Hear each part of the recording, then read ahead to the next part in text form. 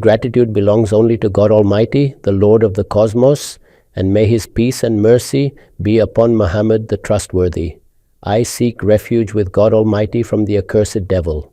In the name of God, the most gracious, the ever merciful. Ladies and gentlemen, we now begin the study of the Quran from verse 131 of Surah AL Nisa. Before this, we had examined the answer to a legal query. As mentioned earlier, with regard to its central theme, the surah had concluded at verse 126. After that, responses to 4 questions are presented.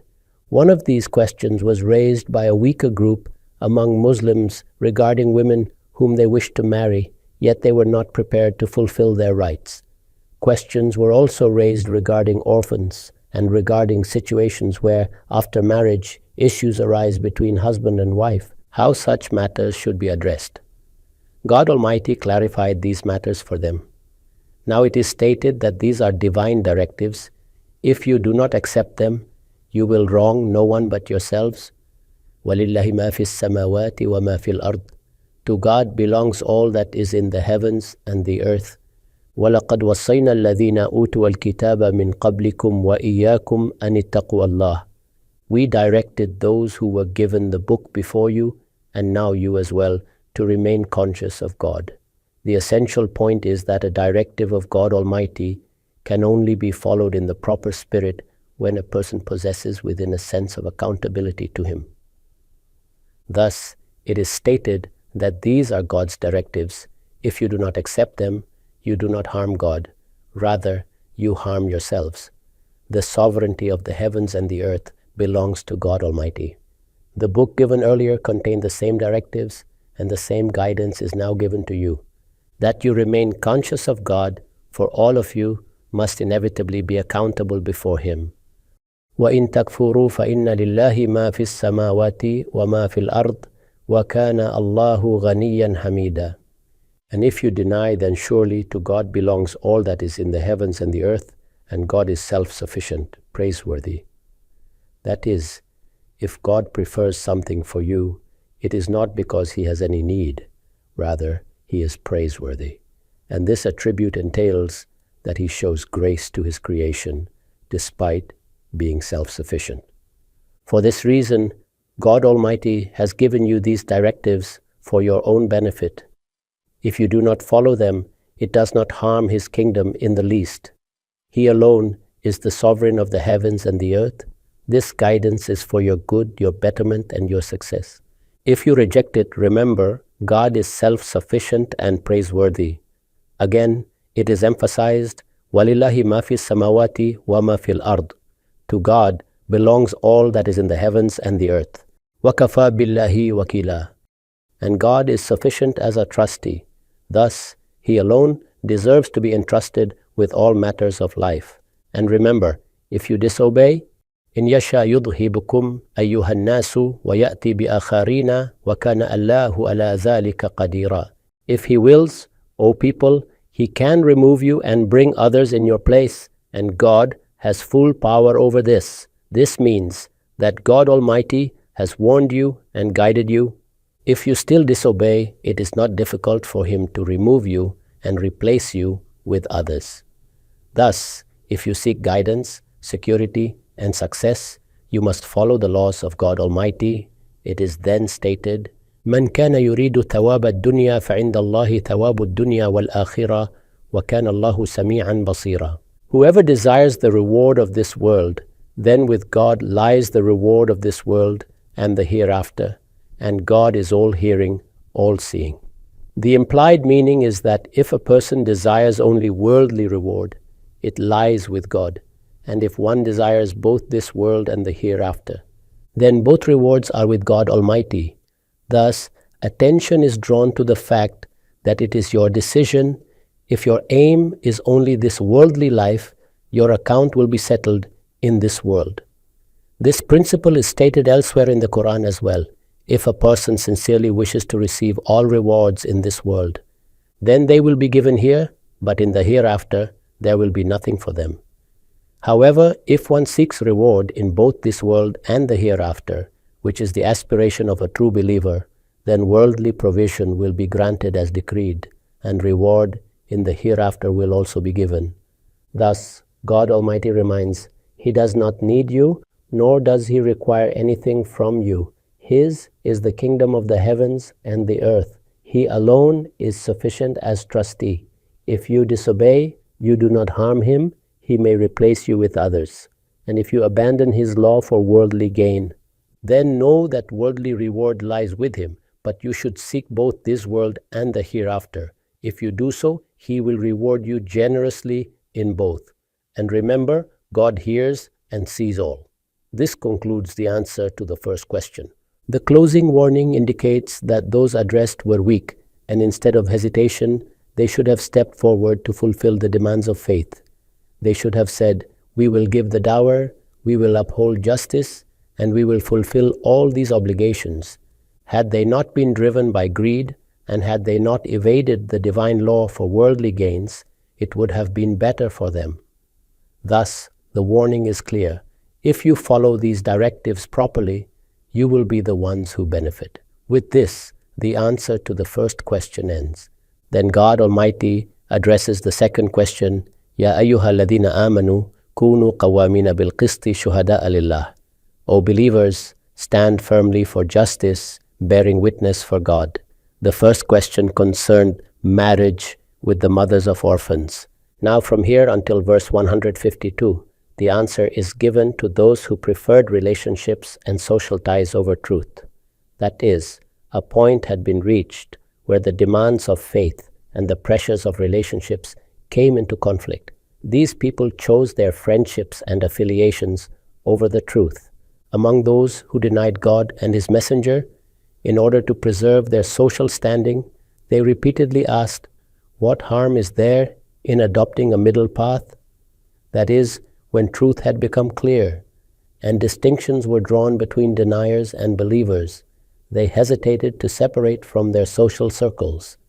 This is the context of these verses, which are often misunderstood as a command to permanently sever ties with Jews and Christians. This is incorrect. The directive was specific to a particular situation when hostility had become evident. At that time, the hypocrites sought a middle ground. They argued, why should the disbelievers among the people of the book be treated the same as outright deniers? After all, they believed in many things, in God, His messengers, and His books. Why should they be treated like those who rejected everything? However, once they knowingly rejected the Quran and the Prophet Muhammad, peace be upon him, their fate became the same as that of the deniers. Thus, the Quran clarified that disbelief is not merely verbal rejection. It also includes insisting on accepting God and His messengers on one's own terms rather than His. Therefore, the verdict is clear. Muslims must uphold the truth in all circumstances, bear witness to it, and accept the religion in its entirety without additions or omissions. Any attitude contrary to this is hypocrisy, and in the sight of God, there is no difference between hypocrisy and disbelief. Thus begins the directive. وَلَوْ عَلَى أَنفُسِكُمْ أَوِ الْوَالِدَيْنِ وَالْأَقْرَبِينَ إِنْ يَكُنْ غَنِيًّا أَوْ فَقِيرًا فَاللَّهُ أَوْلَى بِهِمَا فَلَا تَتَّبِعُوا الْهَوَى أَنْ تَعْدِلُوا وَإِنْ تَلْوُوا أَوْ تُعْرِضُوا فَإِنَّ اللَّهَ كَانَ بِمَا تَعْمَلُونَ خَبِيرًا. Even if it be against yourselves, your parents, or your relatives, whether one is rich or poor, God is more worthy of both. So do not follow your desires, lest you deviate from justice. And if you distort or turn away, then surely God is aware of what you do. Thus, it is made clear that the requirement of faith is to uphold justice. Relationships and ties are important, but not at the cost of truth.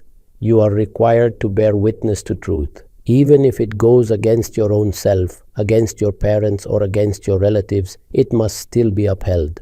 No distinction between rich and poor is permissible.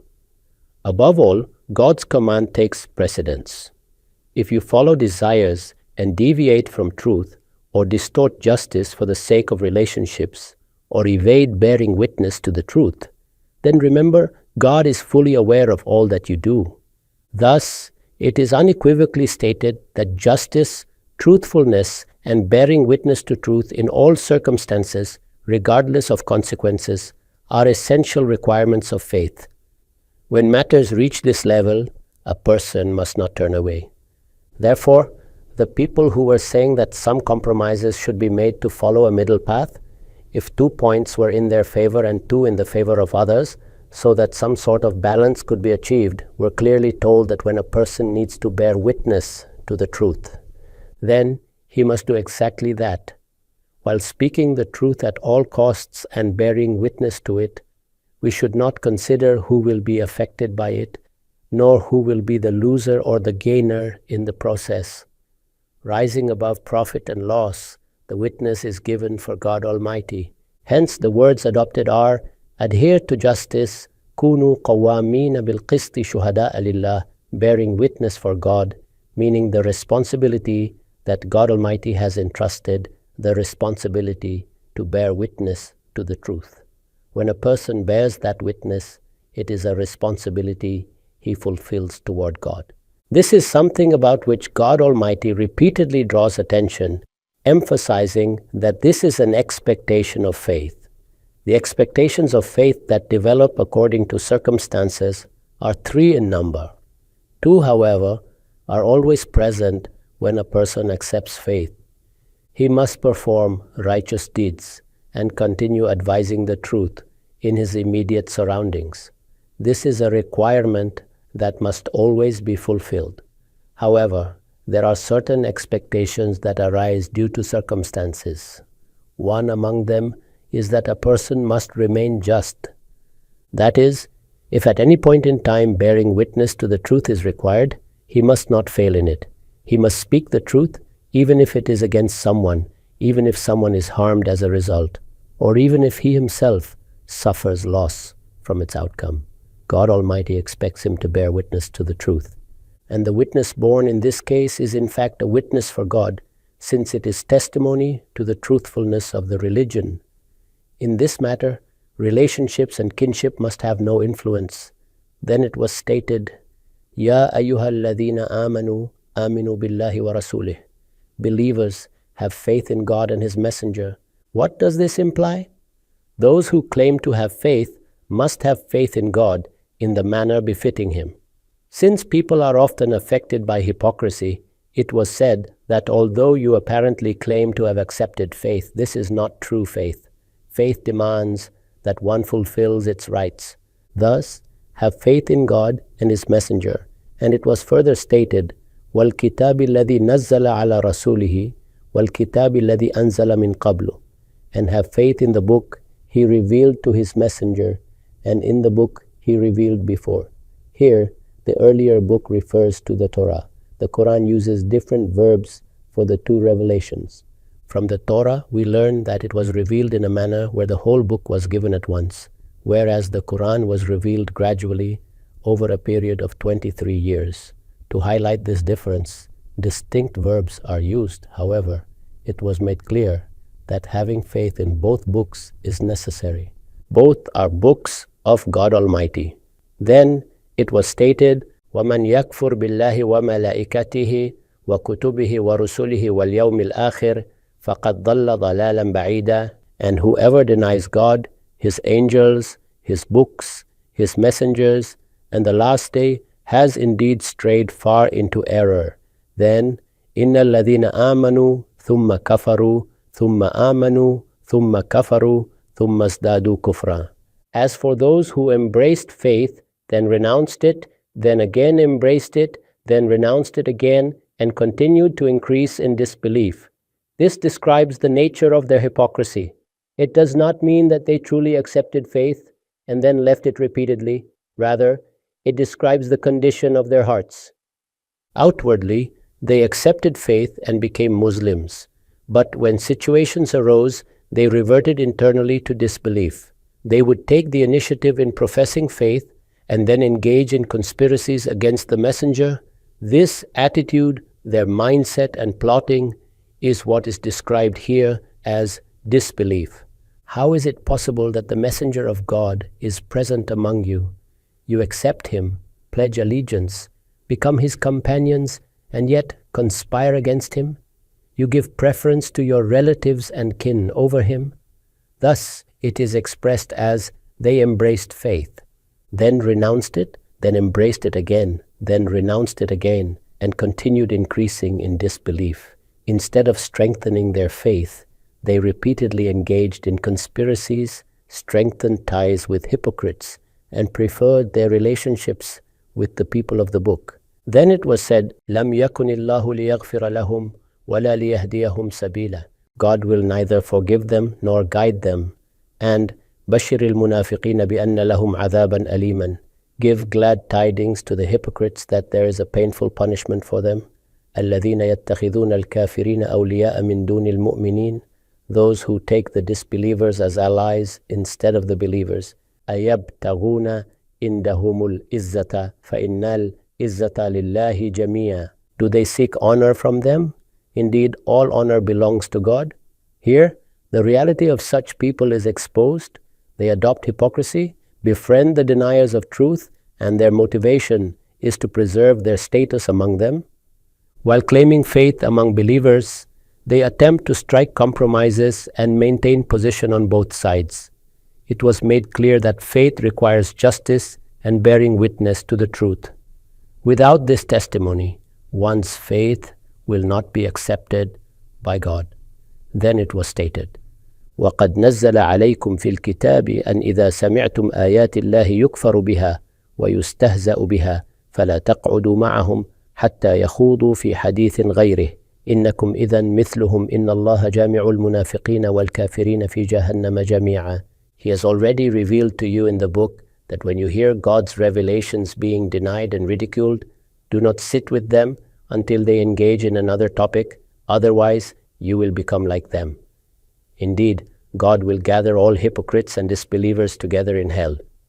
Thus, it was instructed that even if you have relationships, shared interests, or friendships, if they ridicule the revelations of God, sitting with them shows a lack of concern. What kind of faith is this when they engage in such mockery and futile reasoning? You were commanded not to sit with them until they change the subject. Muslims must not sit in gatherings where God and His Messenger are ridiculed. If someone does so, it shows a lack of dignity and honor. If one even considers such gatherings a source of honor, it reflects a complete absence of faith. Thus, it was declared that such hypocrites will share the same fate as those who ridicule religion. Then it was said, الَّذِينَ يَتَرَبَّصُونَ بِكُمْ فَإِنْ كَانَ لَكُمْ فَتْحٌ مِّنَ اللَّهِ قَالُوا أَلَمْ نَكُنْ مَعَكُمْ وَإِنْ كَانَ لِلْكَافِرِينَ نَصِيبٌ قَالُوا أَلَمْ نَسْتَحْوِذْ عَلَيْكُمْ وَنَمْنَعْكُمْ مِنَ الْمُؤْمِنِينَ. And these are the ones who wait for your misfortune. If God grants you victory, they say, were we not with you? And if the disbelievers gain success, they say, did we not have influence over you and protect you from the believers? Then, فَاللَّهُ يَحْكُمُ بَيْنَكُمْ يَوْمَ الْقِيَامَةِ وَلَنْ يَجْعَلَ اللَّهُ لِلْكَافِرِينَ عَلَى الْمُؤْمِنِينَ سَبِيلًا. God will judge between you on the day of resurrection, and He will never grant the disbelievers a way over the believers. On that day, they will not be able to influence or overpower the believers, nor will they be able to claim association with them. Everything hidden will be exposed. Then, إِنَّ الْمُنَافِقِينَ يُخَادِعُونَ اللَّهَ وَهُوَ خَادِعُهُمْ. The hypocrites seek to deceive God, but He is the one who leaves them in deception. وَإِذَا قَامُوا إِلَى الصَّلَاةِ قَامُوا كُسَالَى يُرَاءُونَ النَّاسَ وَلَا يَذْكُرُونَ اللَّهَ إِلَّا قَلِيلًا. When they stand for prayer, they stand lazily, only to be seen by people, and they remember God but little. مُذَبْذَبِينَ بَيْنَ ذَلِكَ لَا إِلَى هَؤُلَاءِ وَلَا إِلَى هَؤُلَاءِ. Wavering between this and that, belonging neither to these nor to those. وَمَنْ يُضْلِلِ اللَّهُ فَلَنْ تَجِدَ لَهُ سَبِيلًا. And whoever God leads astray, you will find no way for him. These hypocrites are neither truly with the believers nor with the disbelievers. When they are with the believers, they assure them of support. When with the disbelievers, they assure them of loyalty. In reality, they belong to neither. The Quran describes them with words that fully capture their state: lazy, showing off, and wavering. They do not merely attempt to deceive people, they attempt to deceive God. But in reality, one who tries to deceive God only deceives himself. God grants him respite and he assumes he has succeeded, whereas in truth he has been deceived. When it is said that they stand for prayer lazily, it portrays their deception.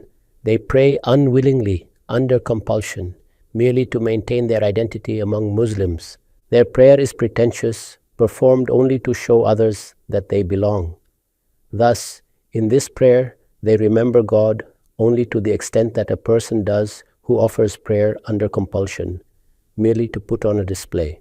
This is clearly a blatant act of deception against God. The Quran therefore states that they have been forsaken by God.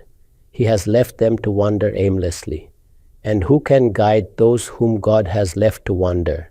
This is a commentary on their existing condition.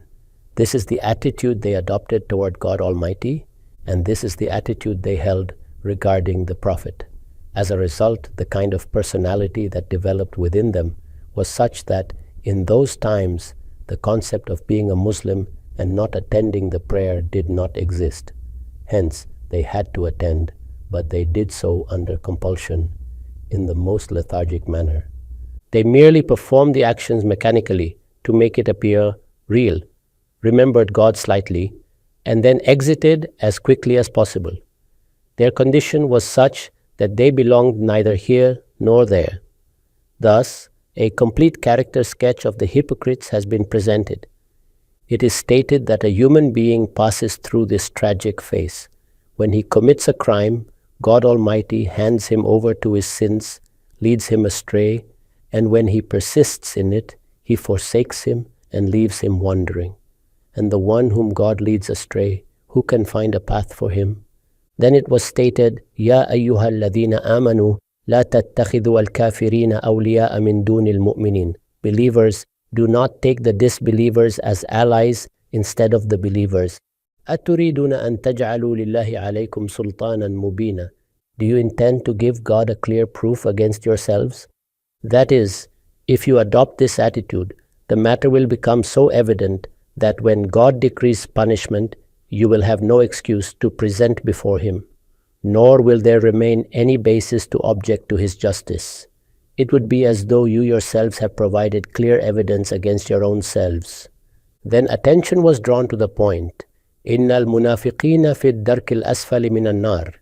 Indeed, the hypocrites will be in the lowest depths of hell.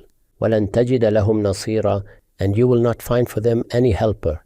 إِلَّا الَّذِينَ تَابُوا وَأَصْلَحُوا وَاعْتَصَمُوا بِاللَّهِ وَأَخْلَصُوا دِينَهُمْ لِلَّهِ. Except those who repent, reform themselves, hold fast to God, and make their faith sincere for Him. It was stated, فَأُولَٰئِكَ مَعَ الْمُؤْمِنِينَ. They will be with the believers. وَسَوْفَ يُؤْتِ اللَّهُ الْمُؤْمِنِينَ أَجْرًا عَظِيمًا. And God will soon grant the believers a great reward. Then it was said, مَا يَفْعَلُ اللَّهُ بِعَذَابِكُمْ إِن شَكَرْتُمْ وَآمَنْتُمْ. What would God gain by punishing you if you are grateful and believe? What interest does God have in punishing you? He does not desire to punish. وَكَانَ اللَّهُ شَاكِرًا عَلِيمًا. And God is appreciative and all-knowing. This implies that if the correct attitude is adopted, God will acknowledge it and reward you beyond your expectations. He is fully aware of the faith and deeds of every individual. Therefore, no attitude remains hidden from Him. It must be clearly understood that God has no intention to punish or torment anyone. He expects gratitude from you and that you live as a true believer, nothing more. Then it was stated, لا يحب الله الجهر بالسوء من القول إلا من ظلم. God does not like the public utterance of evil speech except by one who has been wronged. And then, وَكَانَ اللَّهُ سَمِيعًا عَلِيمًا. And God is all-hearing, all-knowing. The implication is that whatever you say or do, you must remain cautious, for God hears and knows everything. However, the oppressed person has been granted permission. If he is wronged, he may respond. If he curses the oppressor, God does not hold him accountable. If someone commits injustice against you, you are allowed to respond. But what does God Almighty prefer? It was stated, إِن تُبْدُوا خَيْرًا أَوْ تُخْفُوهُ أَوْ تَعْفُوا عَنْ سُوءٍ. If you do good openly or secretly, or forgive an evil? Earlier it was said that if hypocrites harm you, you may respond. However, now it is clarified that although such response is permitted, God does not like harsh speech except from the oppressed, and even then, something better is encouraged. If instead you continue doing good openly and secretly, or at least forgive wrongdoing, that is better. Then it was stated, فَإِنَّ اللَّهَ كَانَ عَفْوًا قَدِيرًا. Indeed, God is ever forgiving, all-powerful. That is, God Almighty is fully capable of punishing the oppressor whenever He wills, yet He forgives. Therefore, He expects you also to adopt forgiveness as much as possible. Then it was stated, إِنَّ الَّذِينَ يَكْفُرُونَ بِاللَّهِ وَرُسُلِهِ. Those who deny God and His messengers, وَيُرِيدُونَ أَن يُفَرِّقُوا بَيْنَ اللَّهِ وَرُسُلِهِ, and seek to make a distinction between God and His messengers, وَيَقُولُونَ نُؤْمِنُ بِبَعْضٍ وَنَكْفُرُ بِبَعْضٍ, and say, we believe in some and deny others, وَيُرِيدُونَ أَن يَتَّخِذُوا بَيْنَ ذَلِكَ سَبِيلًا, and wish to adopt a path in between. أُولَئِكَ هُمُ الْكَافِرُونَ حَقًّا. They are indeed true disbelievers. وَأَعْتَدْنَا لِلْكَافِرِينَ عَذَابًا مُهِينًا. And we have prepared for such disbelievers a humiliating punishment. Then, وَالَّذِينَ آمَنُوا بِاللَّهِ وَرُسُلِهِ وَلَمْ يُفَرِّقُوا بَيْنَ أَحَدٍ مِّنْهُمْ. And those who believe in God and His messengers and make no distinction between any of them.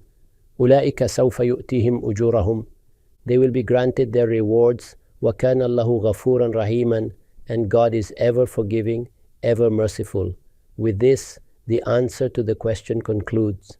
The point made clear is that the truth must be accepted with full commitment. There can be no discrimination between God and His messengers. If you choose to believe, you must believe in the entirety of the truth.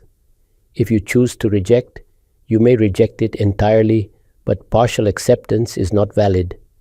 If you have faith, then the truth has become evident to you, and now you must bear witness to it. Nothing should stand in its way. As for the deniers, their measure is complete. The hypocrites have aligned themselves with them. It is not possible that God Almighty would accept this selective acceptance, believing in part of the truth and rejecting the rest. If you accept, then accept completely. There can be no division between God and His messengers, no saying, I accept this but not that. The declaration of faith itself is that one does not differentiate among the prophets of God, accepts all revealed truth and bears witness to it in its entirety. This is the essence of the call of Islam and faith. It was stated that those who remain firm upon this principle and do not discriminate, God will surely grant them their reward. وَكَانَ اللَّهُ غَفُورًا رَحِيمًا. And God is ever forgiving, ever merciful. Now listen to the simple translation of these verses. These are the directives of God. If you do not accept them, you will only harm yourselves, because to God belongs all that is in the heavens and the earth. To those who were given the book before you, this same directive was given, and now it is given to you as well. Remain conscious of God. If you disbelieve, you will not harm God in the least, for whatever is in the heavens and the earth belongs to Him. God is self-sufficient and worthy of all praise. Listen again. To God belongs all that is in the heavens and the earth, and God alone is sufficient as a trustee of affairs. Therefore, all matters of life should be entrusted to Him. If you disobey, He can destroy you and replace you with others. God has full power over this.